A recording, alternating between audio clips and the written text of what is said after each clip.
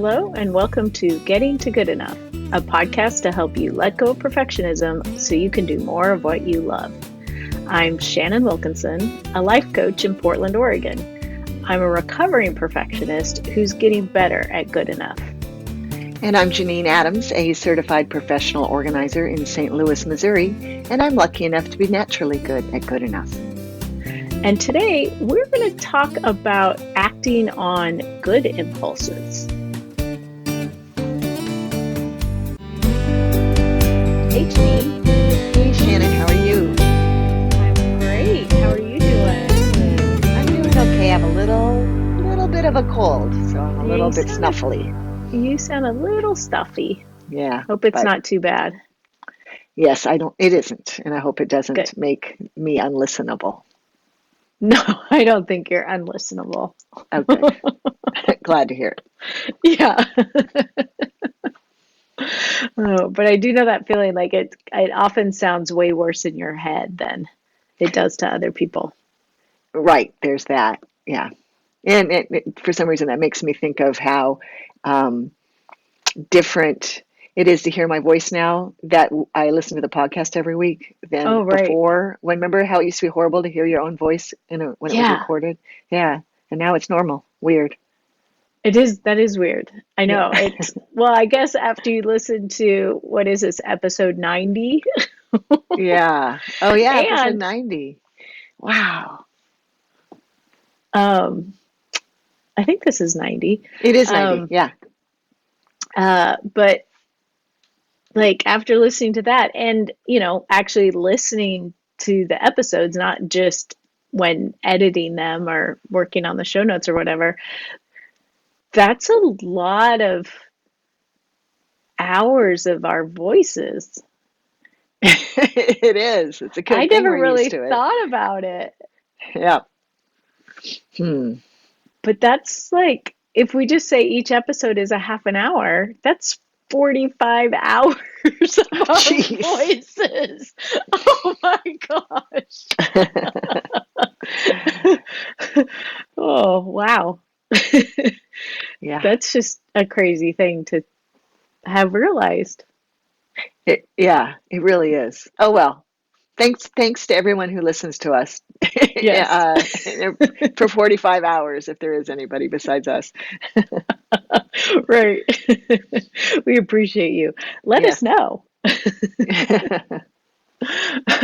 Oh, which reminds me, I got a notification that we hit the Apple Podcast charts. Wow, is that right? Well, we broke through the top 100 podcasts on health and fitness in the health and fitness category in Poland. Yay for our Polish listeners. That's amazing. Isn't that awesome? Yes, I love that. Wow. Yeah. Wow. Yeah. We resonate in Poland. That's excellent. Apparently. I know. Very cool. Yeah, and we've been downloaded in nearly 100 countries now. That's great. Yeah. We're literally all over the world, except Antarctica. Still no Antarctica. Still no Antarctica. I mean, there's always a handful of locations they can't identify, downloads, or they can't identify the location. So, one of those could be Antarctica, but it would be really awesome if it would show up. Yes, please. If anybody knows somebody in Antarctica, please ask them to download one episode so we can make that goal. Yeah. Because, we care about what really counts. Yeah. Right. That's the important thing. Yeah. Yeah. Well, so today we are talking about acting on good impulses. Yeah, that's a nice thing. And some people may be hesitant to act on even their best impulses out of perfectionism, correct? Right. And not only hesitant, but end up not doing anything at all. Right. Because they want to get it right. And then I think, sort of the typical thing is like, oh, I'm actually just realized I just did this a little bit with our oldest, and we have to send him something. And Mike packaged it up, and I said, "Wait, we can't send it without some goodies." And then Huh. he packaged it up on Sunday, and I still haven't gotten the goodies. Oh And no. so um, because I wanted to, get it right, he doesn't have his package yet. Right. So act on the good impulse and don't worry about how good the goodie is. Yeah. Um, and that's one of the things that I've sort of realized over time is that most of the time people just like, because I think of this mostly about like contacting people or giving gifts or something like that. And most of the time people just like being remembered. It Right. really is the thought that counts, like It knowing really that someone had is. the thought. Yes, exactly. And boy, oh boy, if we acted every time we thought of somebody fondly that whom we're not in contact with regularly or something, and actually acted on it, sent a text or a note in the mail or an email or a call, just think how happy people would be. Yeah. Yeah. I have someone in my life who does that periodically, and I'll just get a text from her saying, "Hey, I was just thinking about you and wanted to say hi," and then send like 50 emoji hearts. Well, that's nice. So does it make your Yeah, day when that happens? it does. Yeah.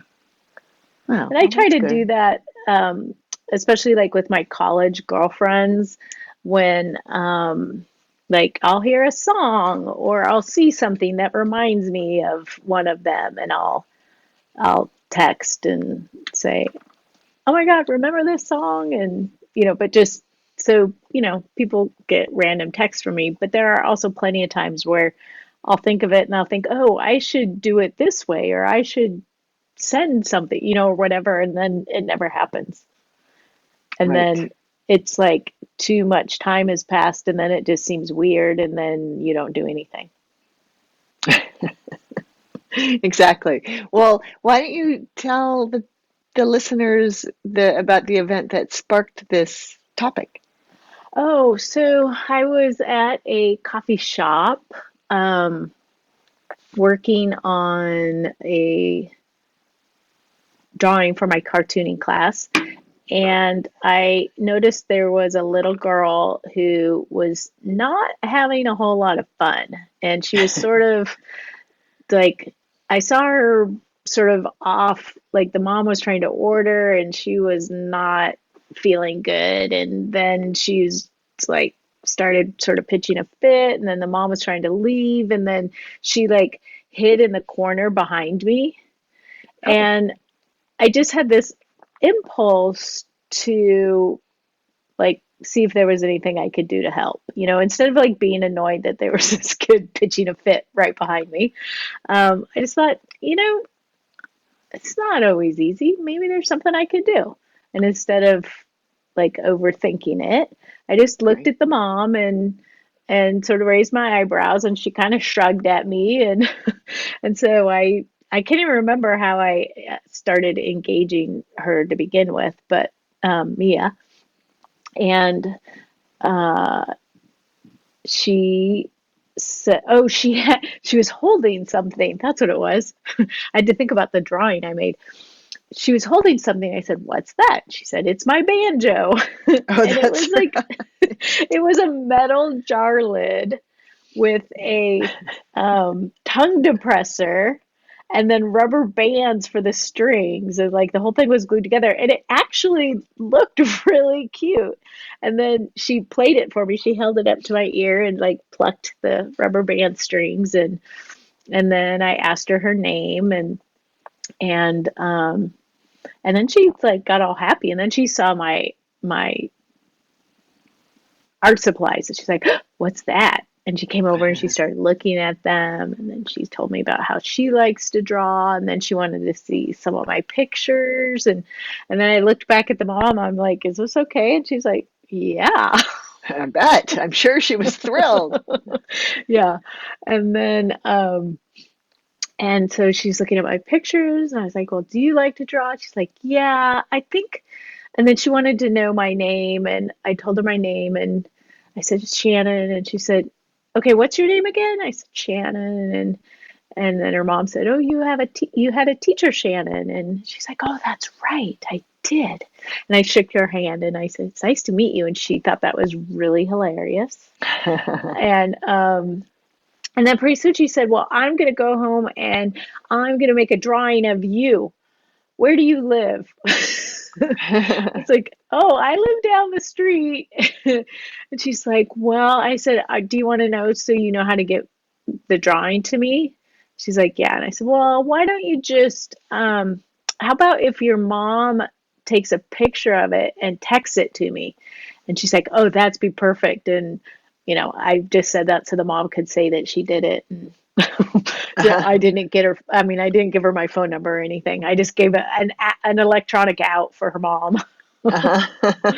And then Mia was like, okay, we have to go because I have to go home and do my drawing. I was like, okay, nice to meet you. And then she was all happy to leave and everything was good.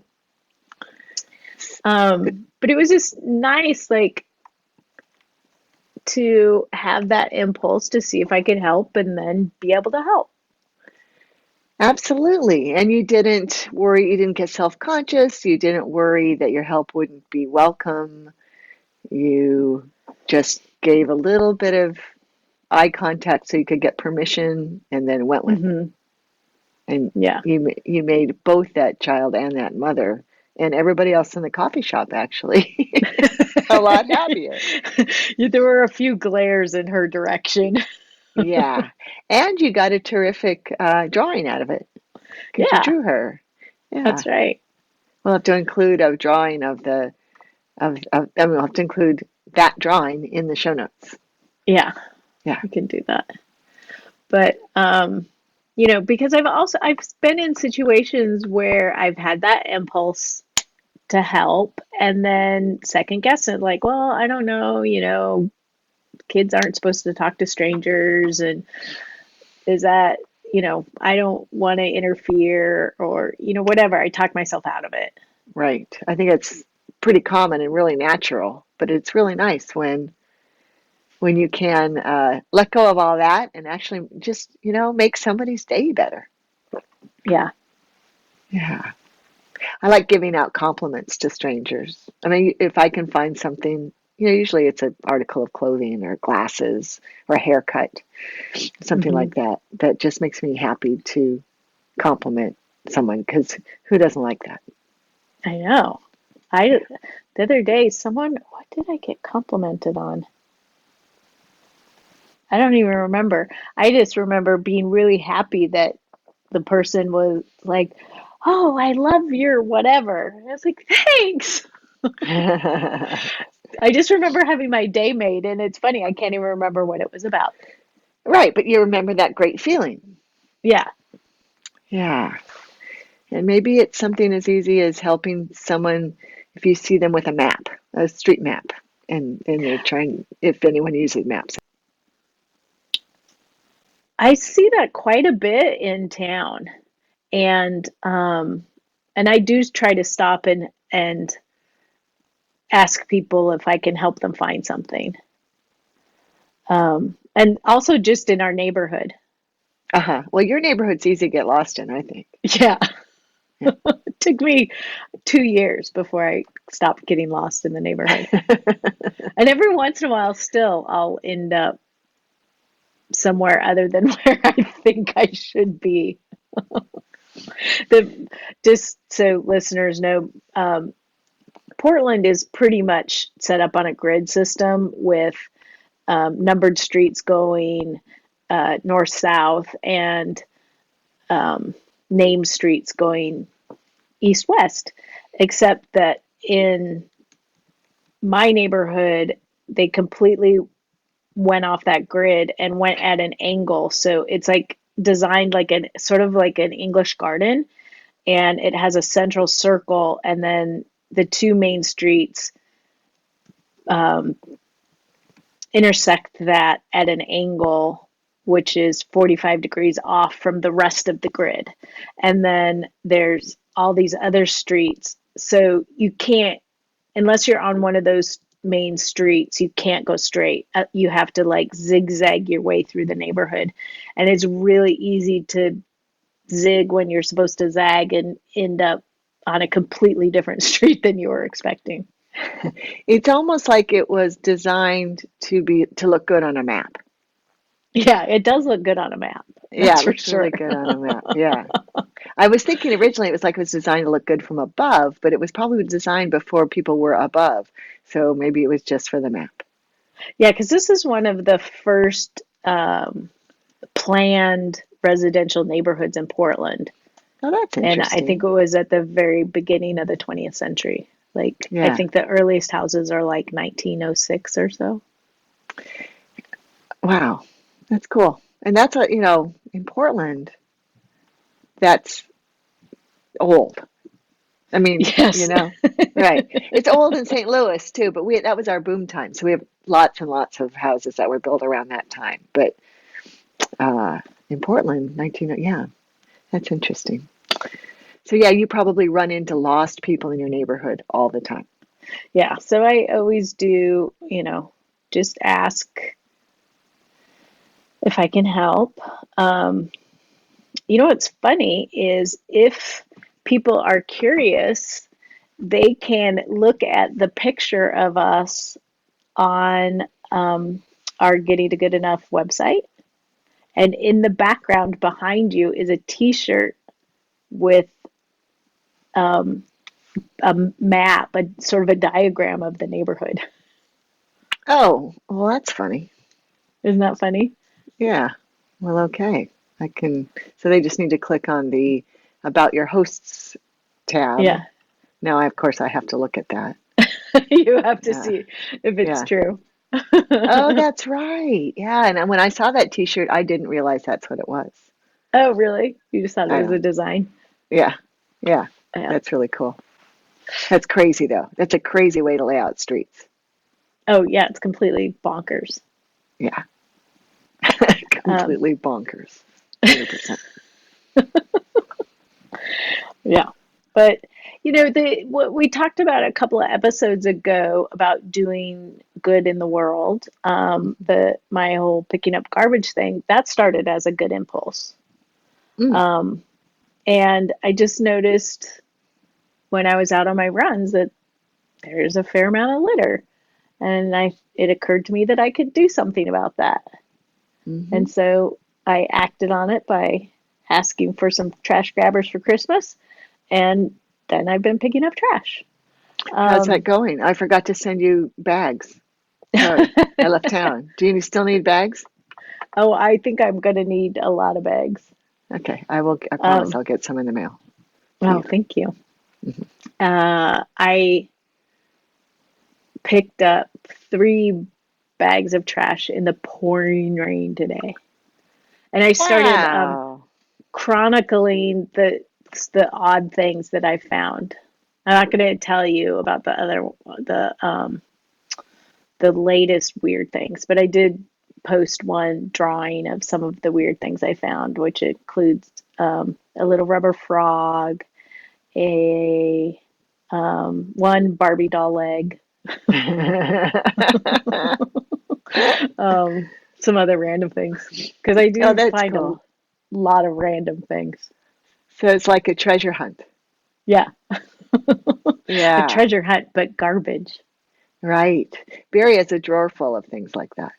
I know. I'm surprised I Yeah, haven't found more things that would be drawer worthy. right. Don't send them to him. Make your own I'm not. drawer.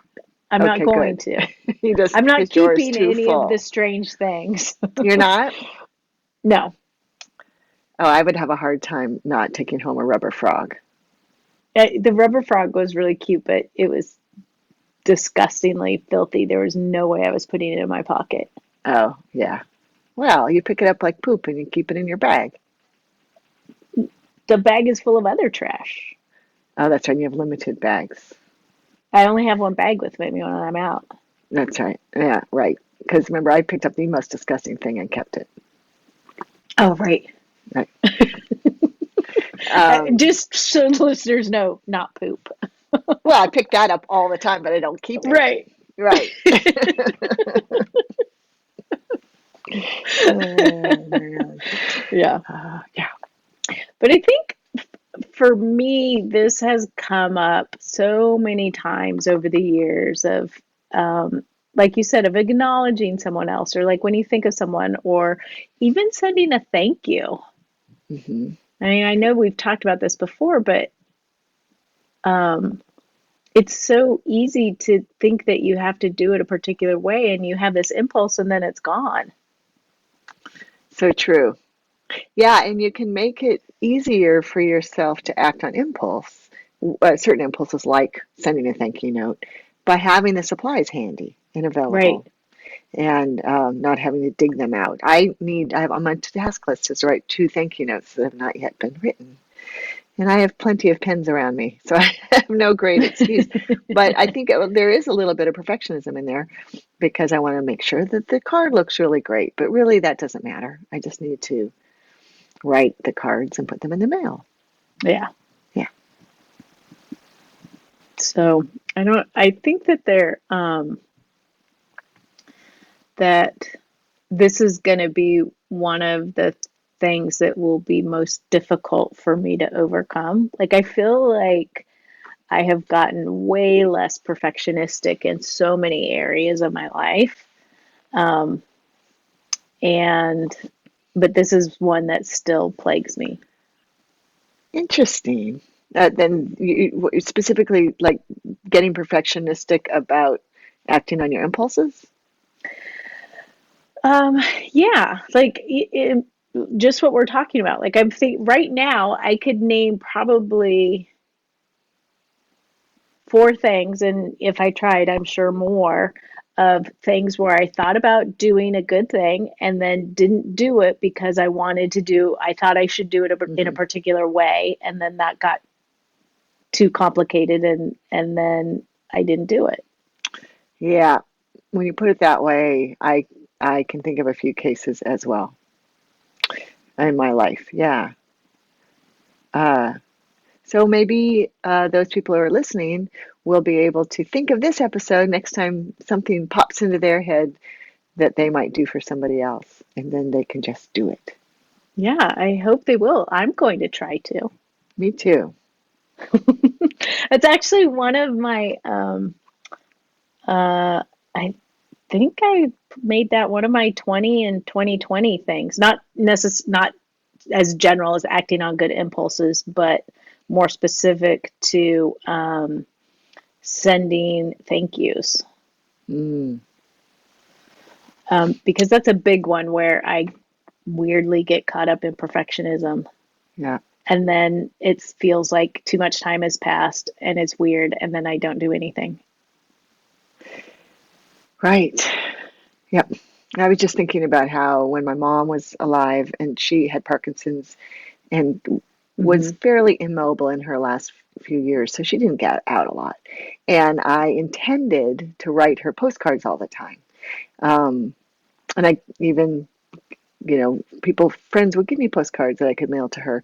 And I really did not do it as frequently as my good intentions. Mm, And I'm sad about that because now I can't send them to her. I yeah, could I could send them to my dad though, couldn't I? you He could. he gets, of course, I probably got rid of the postcards, but still a little note in the mail was always a nice thing. Yep. Yeah, Yes, I think I'll do that. yeah. So I know that's something I'm going to definitely, uh, I don't even want to say try, but I feel a little worried to say do in 2020. Well, is there something between try and do? Try hard to do, perhaps? Try just sounds so lame, and do Yeah. sounds so scary. You could say something that you intend to do this year. Yes. Yes, I do that's intend good. to do it. Yeah. What kind of goal did you set? I mean, what was it? Send more thank you notes, or was it a specific number? It was just send thank you cards for gifts and invites. Like Right. if I, like we went over to dinner to this other couple's house and thought, oh, I should send them a thank you. And then I thought, well, maybe I should do blah, blah, blah, or blah, blah, blah. And then, like, just send a dang thank you card. Right. It doesn't even have to be a card. No. Yeah. It probably would be nice just to text them. Well, that's the thing, right? You sort of lose that window. Like you can't really, we can, but you don't want to send a thank you text a week later. Right. And yeah, I understand. But yeah, make it easy on yourself to achieve that goal by having some cards handy that you can Right. just grab. Yeah. And I think I need to go so far as to have them unboxed on my desk. I have a little slot on my desk that I can put them in. And I think that's what I need to do. You Just can to like easily just take grab it. all the barriers out of it. Yeah. And you know where the best cards come from? Pal Books. Mm. Oh, yeah. Yeah, I'm still working on the ones I bought there like 5 years ago. Oh my Obviously, gosh. I don't send a lot of cards, but I do have some great ones I bought there, and that's what I'll grab when I go to write these 2 notes, which I think I will write as soon as we finish recording today. All right. Well, I'm going to write my 2 notes then too. Excellent. Text me when they're done, please. I will. Okay. And I'll do the same. And yeah. And so we would like to hear from you, our listeners. Are you going to send 2 notes too? Let us know. We're dying to know. You know what? Are you likely to act on your good impulses? We would love to hear stories about when you did. And we would also love to know how you get hung up on that. If there's something else that we could talk about that would be helpful to you. You can let us know by calling the hotline at 413-424-GTGE. That's 4843. You can contact us on social media on Facebook and Instagram. We're at Getting to Good Enough. And on Twitter, we're at GTG Enough. And then, of course, we're on our website, which you're going to want to check out anyway to go see that picture of us at gettingtogoodenough.com. And, we got a message from someone recently that said she keeps meaning to call the hotline and tell us how much she's learned from listening to the podcast, but she keeps not doing it because she wants to come up with the right message. And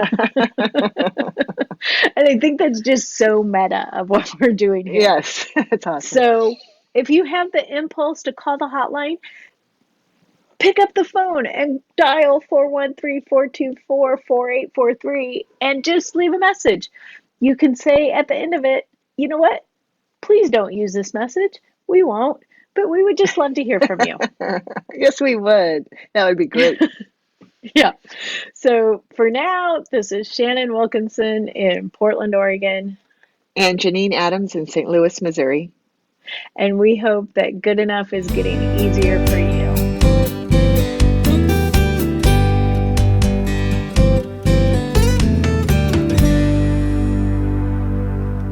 I hope we get some calls. Me too.